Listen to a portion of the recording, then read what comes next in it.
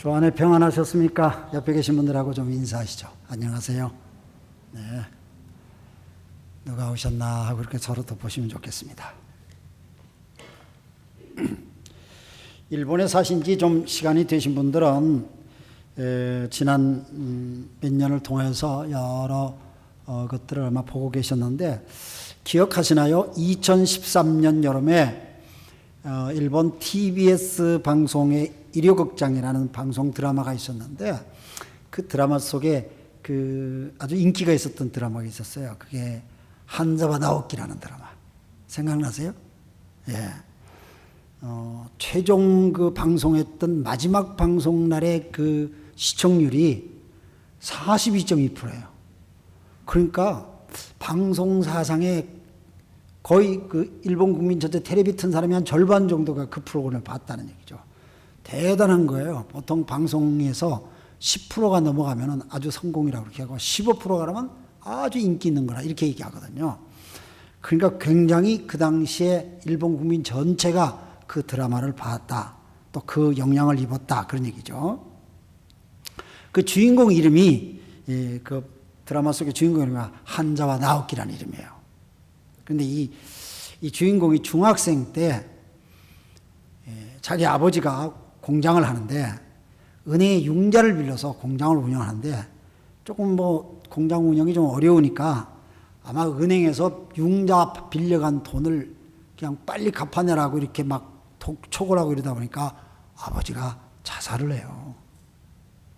그러니까 이 중학생 때 그 아버지 자살하는 걸 봤으니 얼마나 충격을 받았겠어요.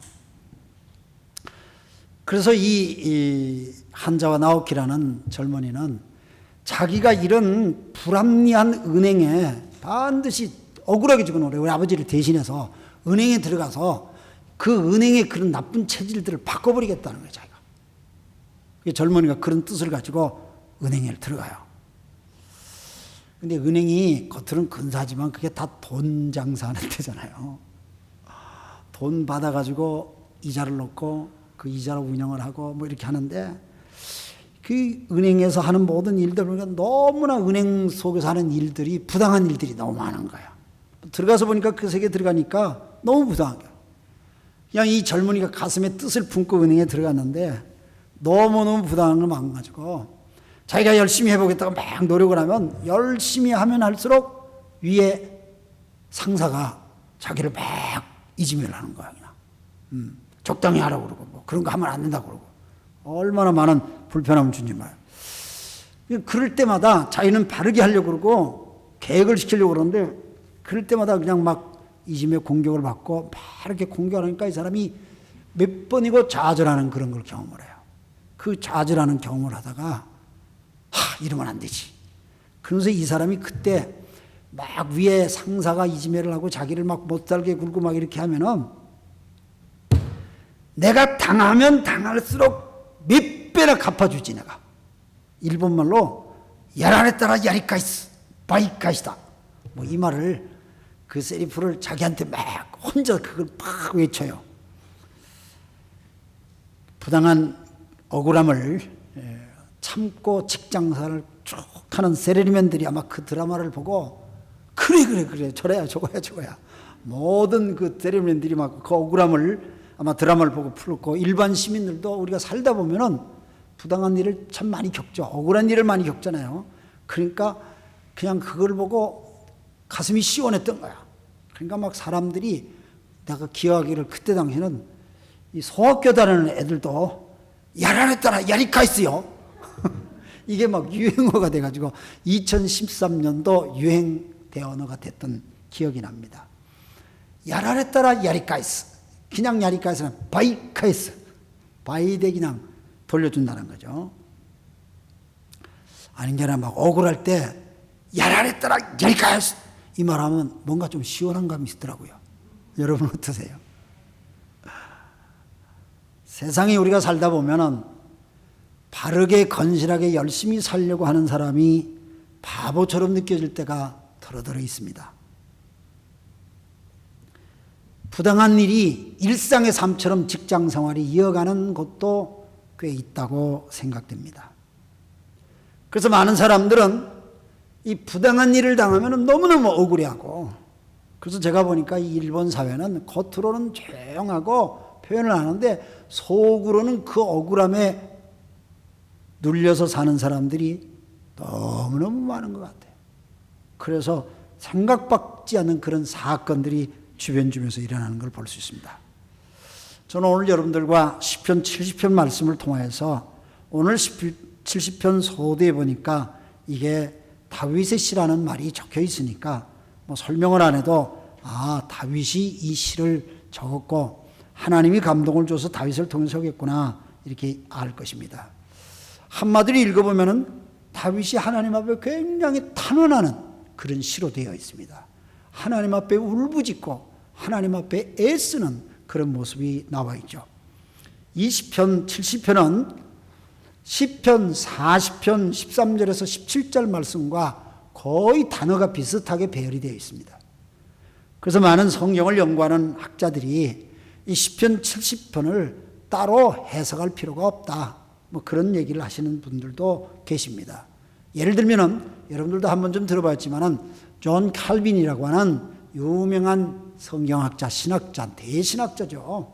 이 신학자의 시편 주석이라는 책이 아주 유명한데 그 시편 주석 책을 보면 70편은 그냥 백지로 되어 있어요. 그리고 거기 써 있기를 시편 40편 가서 살피시기 바랍니다. 대체합니다. 이렇게 생략하는 내용이 적혀져 있는 거예요. 그걸 보면은 시편 70편은 그냥 40편에 반복되는 내용이다 하고 사람들이 그냥 깊이 읽지 않고 지나가 버리는 느낌이 없잖아 있는 같은 느낌이 있습니다. 그러나 저는 그렇게 성경을 그렇게 생각하지 않습니다. 하나님의 말씀인 성경이 똑같은 성경 단어 구절이라 하더라도 반복되어 인용할 때는 거기에는 문맥적인 또 다른 의미와 메시지가 있다고 느끼기 때문입니다. 왜냐하면 예수님을 통한 복음을 소개하는 것이 신약성경에 보니까 마태를 통한 마태복음도 있고 마가복음도 있고 누가복음도 있고 요한복음이 있어서 똑같은 사건이 중복되는 것이 더러더러 있지만 면밀히 살피면 똑같은 예수님의 복음을 통하여 들려지는 사람들이 틀리기 때문에 다르게 메시지를 전하고 있다는 걸 복음서를 통해서 우리가 알듯이 시편 70편이 40편의 내용과 중복된다고 해서 우리가 해석할 필요 없다 이런 생각은 저는 아니라고 생각되고 오히려 시편 70편이 따로 되어져서 짤막한 5절의 시로 되어 있지만은 다윗이 얼마나 애절하게 하나님 앞에 탄원하는 그런 기도를 하고 있는가 하는 것을 볼 때에 오늘 이 시대를 살아가는 우리에게 들어야 될 주의 음성이 있다고 믿기에 함께 여러분들과 나누려고 합니다. 다윗의 이 탄원의 기도가 굉장히 긴박한 기도라는 걸 우리가 느낍니다. 애절한 기도라는 걸 느낍니다. 1절과 5절을 여러분 보시기 바랍니다. 거기서 특별히 우리가 빨리 나를 도와주십시오 이 말이 나오는 것을 볼 수 있고, 그리고 5절에서도 나에게로 빨리 와주십시오. 빨리라는 말이 이렇게 반복되랍니다. 빨리라는 말은 긴급성을 얘기합니다. 뭐 시간이 없다는 얘기죠. 저는 이 다윗의 탄원한 기도의 모습을 보면서 부당하게 억울하게 당하는 그 아픔 속에서 하나님 내가 더 이상 견딜 힘이 없습니다. 하나님 내가 더 이상 참을 능력이 없습니다. 뭐 나한테는 한계가 왔습니다. 하나님 그러니 빨리 좀 와주십시오 하고 하나님 앞에 탄원하는 그런 모습이 보여집니다. 그리고 5절에서 나에게 있는 대로 빨리 와주십시오. 빨리 와주십시오 하는 거 보니까 저는 이 말 속에서 다윗이 당하는 고통과 어려움이 뭐 영적인 것이다, 마음적인 것이다 이게 아니고 현실적이고 물리적이고 자기 신체적인 것이라는 걸 충분히 느낄 수 있습니다. 하나님 빨리 좀 나한테 와서 역사해 주세요. 내가 더 이상 견딜 수가 없습니다. 다윗은 하나님 앞에 그렇게 통곡을 하는 겁니다.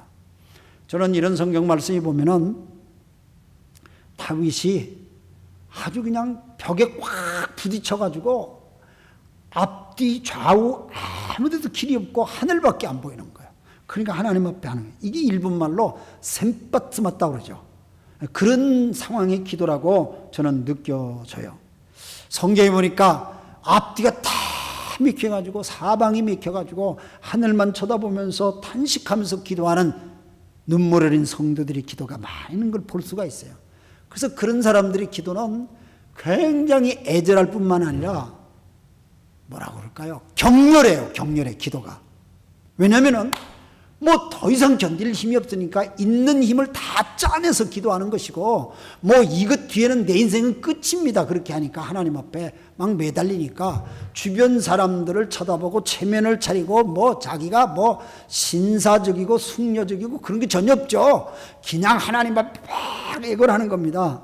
그러니까 눈물 통곡하면서 기도를 하니까 그런 기도 모습을 주변에서 보니까 아이고 믿어도 좀 얌전하게 믿지, 이렇게 말하는 사람들이 아마 있을지도 모르겠습니다.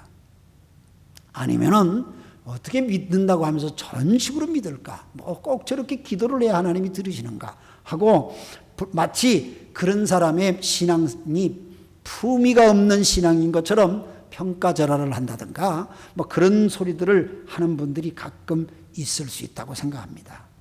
실제로 누가복음 8장 22절 이하의 말씀 25절까지 보면요, 예수님께서 제자를 데리고 갈릴리 호수에 배를 타고 건너편으로 건너가려고 할 때였어요. 예수님이 아마 전날 많은 일을 하셔서 피곤하셨던지 배를 타고 제자들과 함께 그 바다를 갈릴리 호수를 건너는데 주님이 배 안에서 좀 잠이 드셨어요. 그런데 주님이 잠이 든 그 순간에 그냥 풍랑이 일어나더니요, 바람이 세게 불더니 막 배가 흔들리고 그리고 파도가 치더니 파도의 물길이 제자들한테 확 뒤집어지는 거, 제자들이 겁을 먹고요 난리가 났어요. 큰일 났더라고요. 그래서 제자들이 막 잠자는 주님을 막 깨워요. 주님 일어나세요. 우리가 다 죽게 생겼어요. 과음을 지르면서 주님을 깨우는 거예요. 예수님이 일어나셔서 바람과 풍랑을 잔잔하게 하세요. 그리고 제자들에게 하시는 말씀이, 너희가 언제 믿음이 생기냐? 너희가 언제 이런 바른 믿음을 가질 것인가? 주님이 그 말씀을 하세요. 그 성경에 보면은 믿음의 주인 되신 예수님과 함께 배를 타고 있는데 제자들이 풍랑이 일어나는 걸 쳐다보고 못 믿는다는 그런 표현으로 나오죠. 그래서 만약에 그런 성경 구절을 갖다 대면서 우리가 그냥 막 과음을 지르고 하나님 앞에 몸부림을 치고 애글복글 매달리고 하는 그런 기도하는 모습이 천박한 기도고 그런 기도는 믿음이 없는 기도다, 이렇게 만약에 평가절하를 한다면은 이거는 좀 지나친 해석이 아닌가, 저는 그런 생각이 듭니다. 왜냐하면 성경에 보니까 정말로 앞뒤가 다 막혀지고 갈 길이 없는 그런 절망적인 사람들의 소리치는 기도, 눈물 흘린 그런 외침의 기도가 많이 허락되어 있는 것을 볼 수가 있습니다.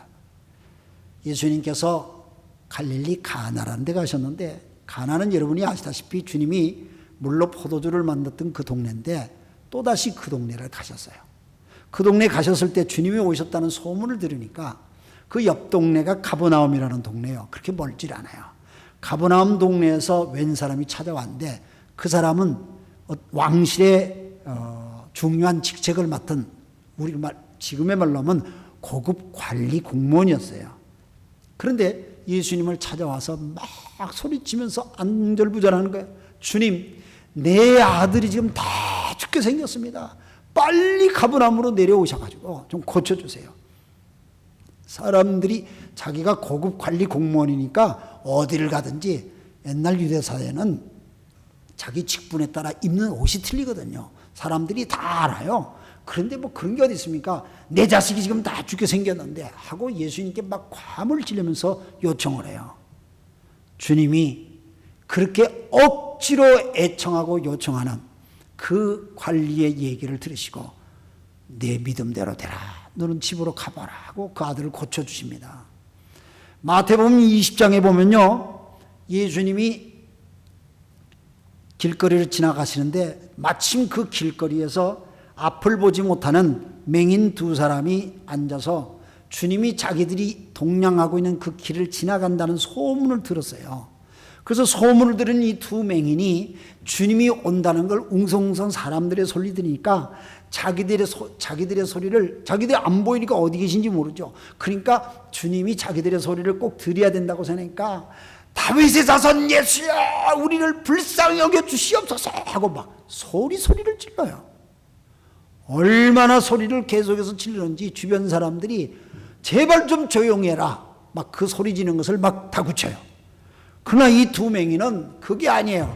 다윗의 자손 예수여 우리를 불쌍히 여기소. 여러분 다윗의 자손이라고 부르짖는 것은 성경이 하나님이 보내시는 메시아 그리스도가 다윗의 자손으로 오신다는 말씀을 하셨거든요. 그래서 다윗의 자손이라고 부르짖는 것은 우리를 구원할 메시아입니다. 뭐 그 소리잖아요. 그러니까 이 두 맹인이 다윗의 자손 예수여 우리를 불쌍히 여겨달라고 괌괌을 좀 소리칩니다. 사람들이 조용하라고 막 그렇게 얘기합니다. 그러나 그들은 조용하는 걸 그치질 않아요. 그냥 막 소리쳐요. 그러니까 주님이 그 소리를 들을 거 아니에요.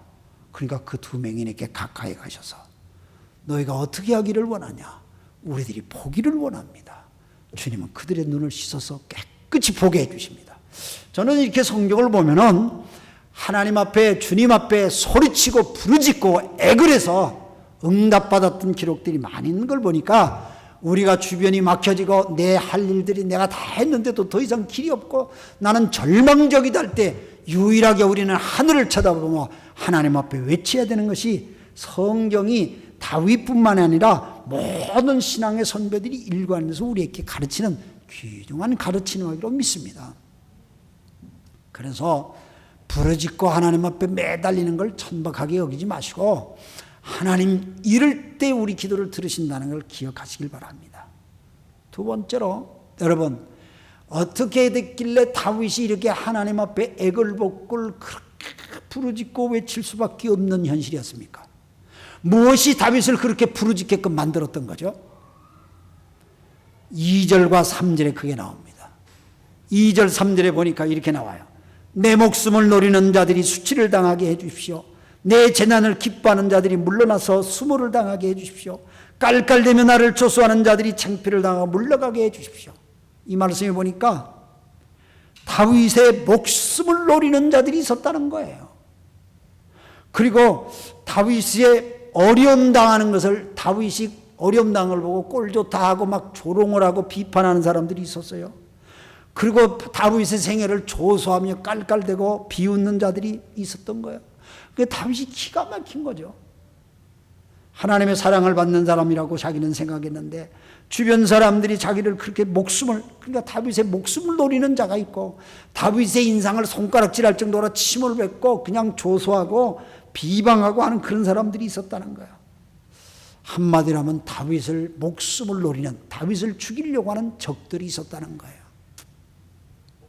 시편 70편에는 그런 내용이 안 나와 있지만은 우리는 다윗의 인생 이야기를 아시죠.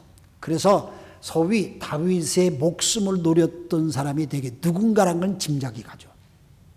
다윗의 목숨을 노렸던 것은 누굽니까? 첫째는 다윗의 장인이라고 할 수 있어요. 다윗의 장인인 사울왕이었죠. 사울왕이 다윗의 목숨을 노리지 않았습니까? 또 한 사람이 있죠.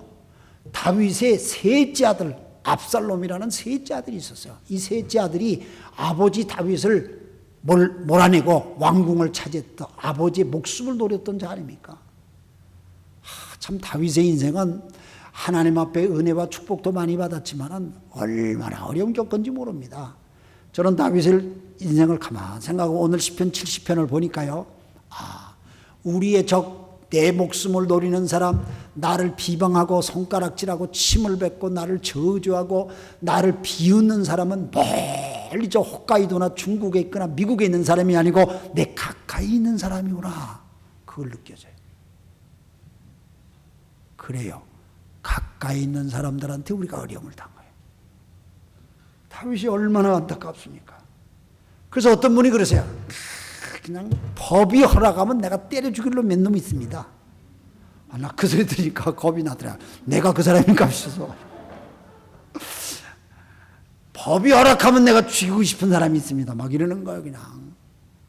얼마나 사람들이 억울했든지, 얼마나 마음이 안타까웠든지 그런 마음을 가지고 살아요. 그래서 우리들은 법이 있다는 게 좋은 거예요. 법이 있어서 불편한 분도 있지만 법이 있으니까 내 생명도 지켜지고 이웃도 지켜지는 거 아니에요? 근데 살다 보면은 법이 있지만 못 참는 사람들이 있죠. 못 참는 사람들이 있어요. 그저께도 어젠가요 그저께인가요 그 뭐니까 염산을 누구한테 막 얼굴에 뿌린 사람 있잖아요. 막 잡혔어요 다행히. 뭐 오키나와로 도망가서 잡혔어요. 대학생이래요. 참 안타까워. 그러니까 이 뭐 내가 야랄했다라 야리카이스 세상이 그래요. 법 때문에 할 수 없이 못하는 것 뿐이지 정말 할 수 있으면 자기가 하고 싶은 게 사람들이. 근데 다윗은 어떻게 했죠? 다윗은 어떻게 했죠? 수없이 당했어요. 지금 목숨을 빼앗아가려는 사람이 있고 침을 뱉고 욕을 하고 저주하는 사람들이 있고 다윗이 어려움을 당하니까 깔깔대고 기뻐하는 사람들이 있었던 거예요. 그러니까 다윗의 입장을 볼 때는 기가 막히는 거죠. 분통이 터지는 거죠. 그런데 다윗이 그걸 야리까지 합니까? 그걸 갚습니까? 아닙니다. 다윗은 자기 손으로 그 원수를 갚으려고 하지 않고 그냥 하나님 앞에 그냥 몸부림을 치면서 기도하는 거예요. 몸부림을 치면서 기도하는 거예요. 억울한 일을 당했을 때에 우리가 할 수 있는 것이 몸부림을 치며 하나님 앞에 부르짖는 것이라는 것을 다윗이 보여주는데 이건 다윗뿐 아니라 성경에 나오는 신앙의 모든 믿음의 선조들이 일관해서 해왔던 신앙의 길이었던 것을 우리가 기억합니다. 구약성경 느헤미야서라는 성경이 있습니다. 그 성경에 보면은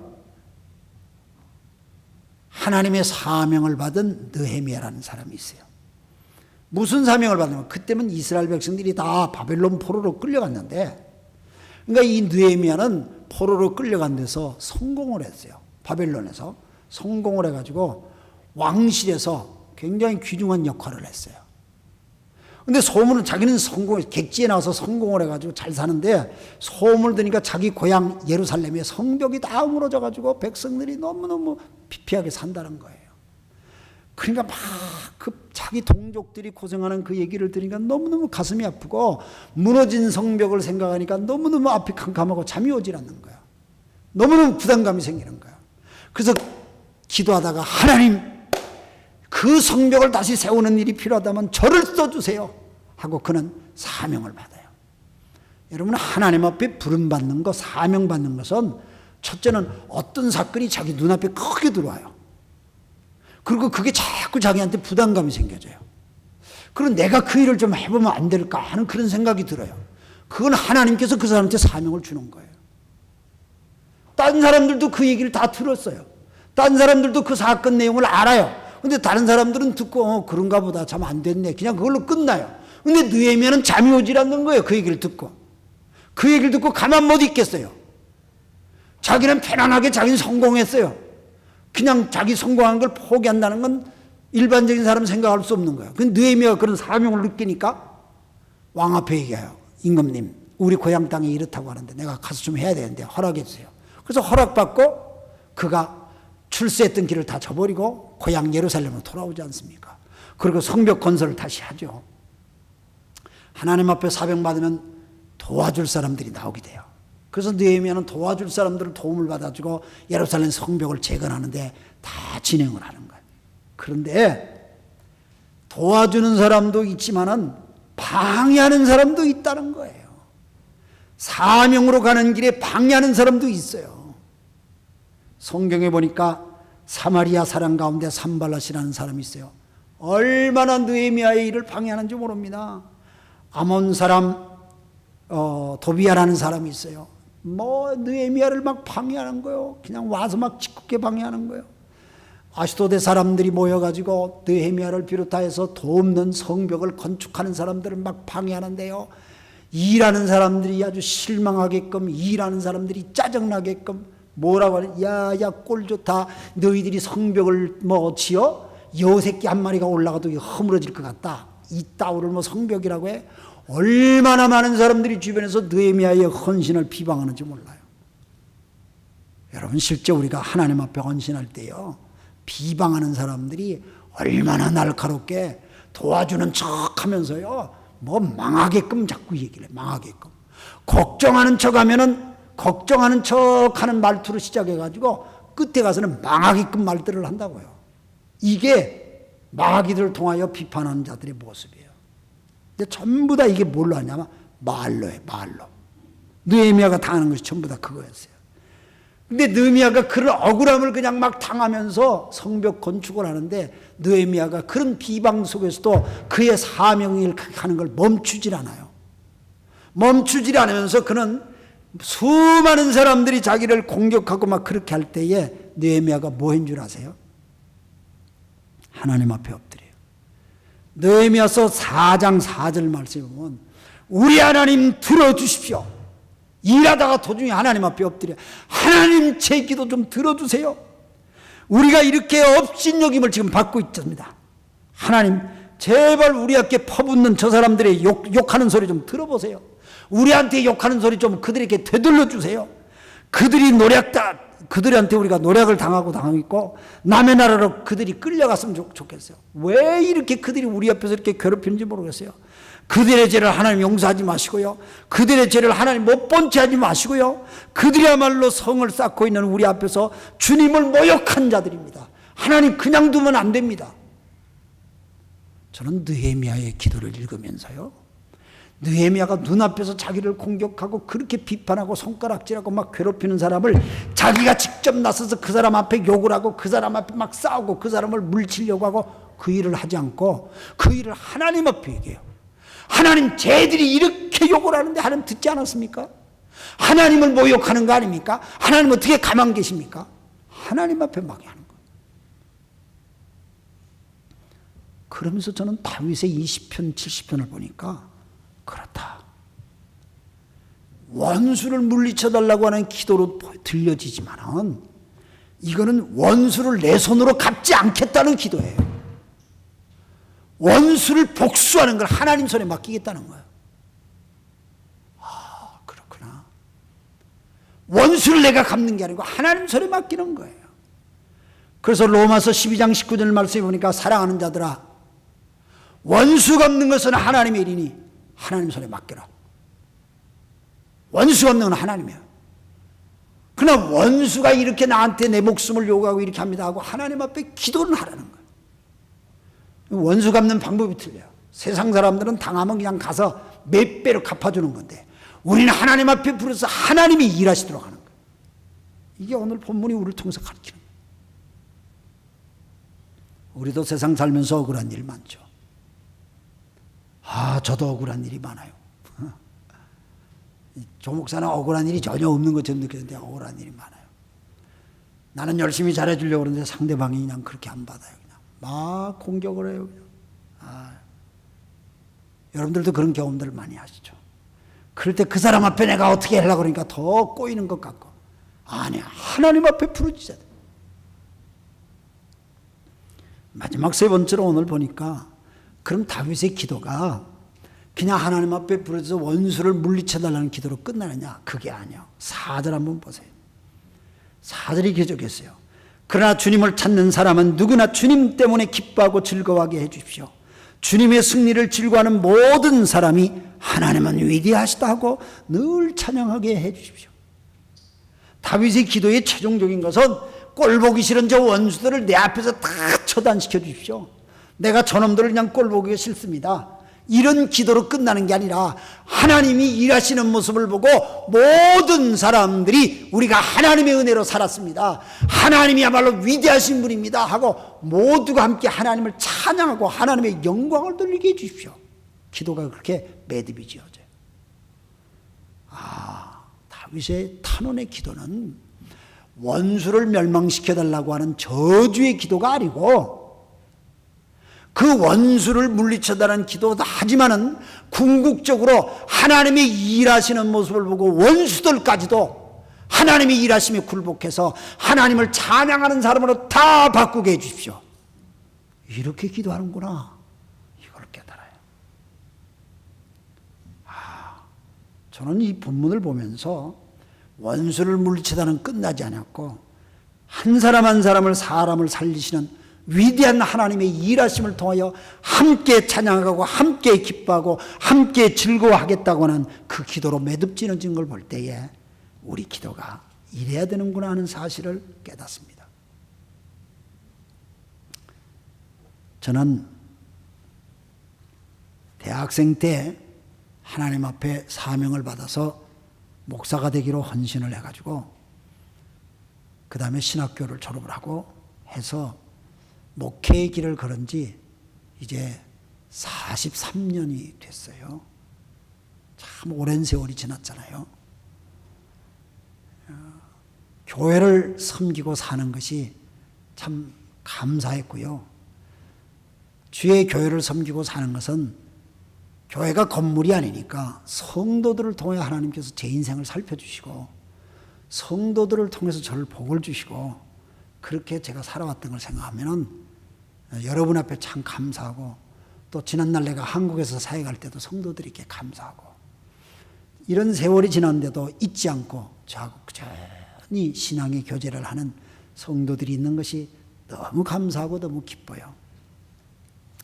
그런데 제가 돌이켜보니까 이 목사가 그릇이 너무 적고 너무 부족한 사람이라서 참 부끄러운 것이 꽤 있었구나 하는 사실을 느낄 때가 있습니다. 제가 좀 강한 것처럼 보이지만은 많이 약해요. 그래서 저를 그냥 막 비난하고 공격하는 소리를 들으면은 제가 잘 못 견디는 연약함이 있어요. 인내하는 것이 잘 안 될 때가 있어요. 그래서 성도들이 저를 비판하고 막 공격을 하면은 내가 그런 소리를 들을 정도로 내가 나쁜 짓을 했나 많은 생각을 하게 돼가지고 어떨 때는 잠을 못 자기도 하고 어떨 때는 내가 그런 소리를 들어가면서까지 목사를 꼭 할 필요가 있나, 내가 뭐 목사를 하지 않으면 내가 먹고 살지를 못하나, 먹고 살기 위해서 하는 건 아닌데 뭐 이런 생각을 하면서 제가 목회를 그만두겠다 생각을 몇 번 했었습니다. 한국에서도 한 번 했었고요. 일본에 와서 한 2번 그런 생각을 했었습니다. 참 사명을 받은 사람으로서 해서는 안 될 생각이죠. 물론 저도 하나님 앞에 부르짖는 기도를 했습니다. 하나님, 내가 생각할 때는 이게 부당한 소리를 내가 듣습니다. 억울한 소리를 내가 듣습니다. 막 이러면서 하나님, 더 이상 내가 견디기가 참 힘듭니다. 하나님, 내가 이렇게 더 이상 견디기가 힘들이 저렇게 나를 욕하는 사람을 어떻게 하나님 좀 해결해 주세요. 막 그런 기도를 내가 한 적이 있습니다. 좀 놀랍게도 하나님의 응답인지 어느 날 보니까 저를 욕하는 그 성도가 안 보여요. 성도가 안 보여요. 그러니까 그런 성도가 안 보이니까 욕하는 소리가 안 들리는 거죠. 그래서 저는 하나님이 내 기도를 들었나 보다 하고 한편으로 휴 하고 안도의 한숨을 쉰 적이 있습니다. 그러나 조금 시간이 지나서 하나님 앞에 기도한 다음에 깨달았습니다. 성도가 없는데 목사가 무슨 필요가 있겠는가? 기도하는 가운데 하나님께서 깨우치는 것이, 너를 지적하고 너를 책망하고 너를 욕하는 성도라도 있어야 목사가 필요하지 않냐?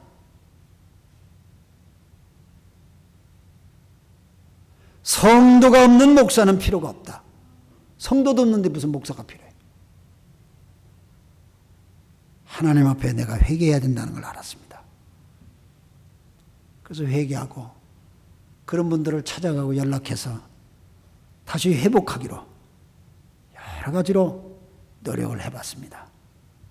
그러나 관계가 깨어지고 난 다음에 다시 회복하고 교회를 찾아온다는 것은 그분들에게는 굉장히 힘든 일이었던 것 같습니다. 그래서 저는 교회를 떠난 성도들, 그분들에게 말씀을 하고 있어요. 몇 분 되지를 않아요. 저희 교회에서 몇 분 되지 않습니다만 우리 교회를 떠난 이유가 이 조목사 때문이라 그렇게 아신다면 빨리 돌아오세요. 뭐 얼마 없으면 이 조목사가 아마 없어질 겁니다. 그러니까 빨리 돌아오세요. 제가 그렇게 말씀드리고, 우리가 함께 하나님을 찬양해야 되지 않습니까? 함께 하나님의 일하심이 위대하다. 이 일본의 이 가와사키에 하나님이 지난날 일하신 그 모습을 생각할 때 하나님만이 위대하시고 하나님이 우리 가운데 일하시고 하나님이 우리를 복주시고 하나님이 역사하셔서 우린 다음 세대까지 하나님이 역사하지 않습니까? 이렇게 하나님을 찬양하고 높이는 아름다운 믿음이 우리 속에 있어야 되지 않겠습니까? 저는 그분들에게 꼭 다윗처럼 전하고 싶어요. 여러분의 목장도 똑같다고 생각합니다. 서로가 섬기고 서로가 살피는 목장에서도 목장 식구가 없어지는 일이라면 안 하는 게 좋아요. 아무리 멋진 일이라도 목장 식구가 없어지는 일이라면 그 일은 안 하는 게 좋다. 다윗처럼 긴급히 빨리 도와주세요. 빨리 오세요. 하나님 지체하지 마세요.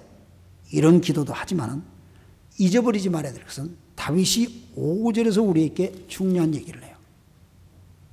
그러나 불쌍하고 가난한 이 몸, 불쌍하고 가난한 이 몸. 다윗은 굉장히 하나님 앞에 엎드렸습니다. 불쌍하고 가난한 이 몸이라는 말은 더 이상 내 힘으로는 아무것도 못합니다. 나에게는 할 수 있는 힘이 아무것도 없고 내 주변에도 나를 도울 힘이 전혀 없습니다. 하나님만이 나의 도움입니다. 철저하게 자기가 낮아지는 거예요. 이렇게 해주세요, 저렇게 해주세요, 요구 조건을 내거나. 여러분, 진짜 가난한 사람은 더운밥, 찬밥 가리지 않습니다. 진짜 배고픈 사람은 주려면 밥 좀 데펴서 줘요. 이 말 못해요. 그렇죠? 찬밥이라도 주면 이게 웬 떡입니까? 감사합니다. 정말 그런 겁니다. 여기서 불쌍하고 가난한 이 몸이라고 하는 표현은 하나님 어떤 처분도 어떤 기도 나는 그냥 받겠습니다. 그런 고백이에요. 저는 이런 고백이 있을 때에 우리의 기도가 하나님하고 하나 되는 거예요. 예수님께서 십자가에 못 박혀 죽으실 때에 창에 찔리고 머리에 가시면류관을 쓰시고 피를 흘리시잖아요, 주님이. 그러니까 얼마나 육체적으로 고통과 처절한 상황입니까? 이제 목숨이 마지막 한순간 끊어질 그 순간이에요. 더 이상 힘이 없어요. 근데 그 상황에 이 예수님이 어떻게 하십니까? 마지막에 예수님, 그러니까 예수님은 도움이 전혀 없죠. 하늘도 예수님을 버립니다. 주님이 십자가에서 목숨이 끊어질 때 하늘이 캄캄해지고 천둥번개가 치고 하나님이 외면하시잖아요. 아버지 하나님 외면하시잖아요. 왜? 예수님이 세상 죄를 다 짊어져야 되니까. 짊어지는 그 순간 하나님도 외면했어요. 아버지도. 근데 그 처절한 그 순간에 인간적으로 볼 때 철저하게 가난해지는 거죠. 아무 도움이 없죠. 철저하게 가난해. 아무것도 없어요. 근데 그 아무것도 없던 그 상황에서 예수님이 무슨 기도를 하죠? 아버지요, 저들을 용서해 주세요. 저들은 자기들이 무슨 짓을 하는지 모르고 있습니다. 그게 주님 마지막 기도였어요. 저는 주님이 마지막 순간에도 아버지 하나님 앞에 간청 탄원하는 그런 마지막 소리가 저 영혼들 모릅니다. 몰라서 저래요. 살려주세요. 몰라서 저래요. 살려주세요. 여러분, 다윗의 기도가 그 소리 아닙니까? 예수님의 십자가 기도가 그 기도 아닙니까? 이 시대를 살고 지금 억울함 속에 산다는 우리들도 그 기도에서 나만 사는 게 아니라 함께 살아야 되지 않습니까? 이 기도를 여러분이 하시지 않겠습니까? 기도하겠습니다.